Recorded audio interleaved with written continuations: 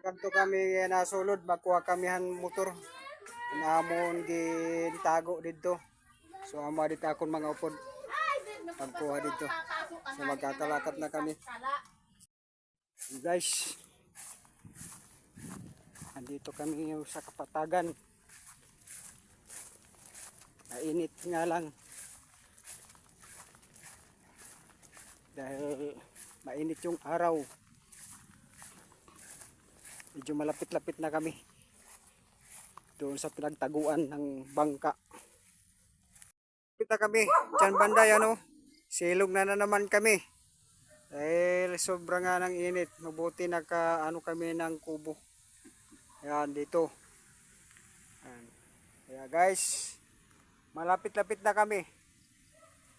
Ayan, may tao rito. Yan si Margaret. Tapos yung mga kasama ko, ayun oh, nagpapahinga dahil sa init. Malapit-lapit na rin. Lakad na naman kami. Yan. Pero yan na lang. Nilalakarin namin, hindi na malayo. Malapit na.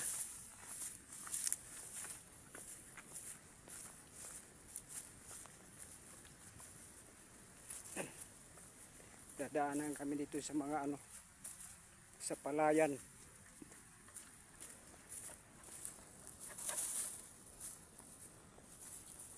Guys, nakarating na rin kami. Ayan, ito na, nakarating na kami dito sa pinagtaguan ng mga bangka. Ayan. Ayan. Okay na guys, kukunin na namin ito. Ikakabit na natin yung makina na tinanggal noon na ano, tinanggal na ano na ito, kakabit na para maka alis na. Okay guys, palabas na kami. Nando pa yung dalawang bangka nakasunod sa akin. Yeah, hindi lang makita kasi nandun pa, pero susunod na yun. Ako kasi nakauna paglabas. Tingnan nyo nasa unahan, yung aso. Yun ang manulong. Ayan. Nasa unahan siya. Siya ang tumitingin doon. Sa unahan. Sa labas na kami. Ayun na yung isa. Ay, dalawa na sila. Ayun.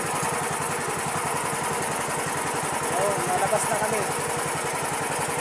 Okay guys, nakalabas na din sa wakas dahil kay Pipito.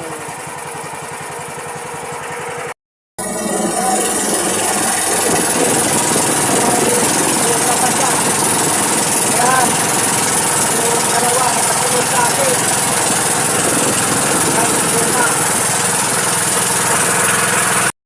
Nakarating na rin kami. Dito na, binalik namin dito. Dito rin na banda.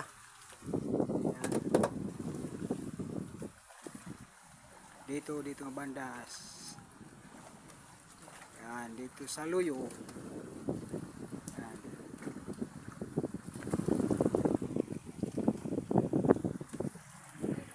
Kaya guys, salamat sa panonood ng video.